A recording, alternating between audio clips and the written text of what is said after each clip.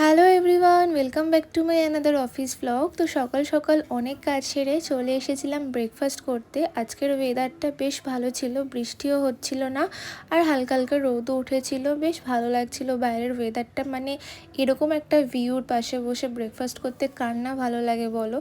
তো যাই হোক, সকালবেলা আমি ফ্রুটসও এনেছিলাম বাড়ি থেকে কিছু, আর আমার এক ফ্রেন্ড যার সাথে আমি গেছিলাম ব্রেকফাস্ট করতে, সে বাড়ি থেকে চাউমিন এনেছিল, তাই সেটাও একটু টেস্ট করলাম। তারপরে অর্ডার দিয়েছিলাম ম্যাগি আর ডিম পোচ, সেটাও একটু খেয়ে নিচ্ছিলাম। দেন খেতে খেতে তারপরে অনেক গল্প করে দেন এনজয় করে খাবার দাবার খেয়ে তারপরে আবার কাজে বসে পড়েছিলাম। দেন তারপরে চলে এসেছিলাম লাঞ্চ করতে।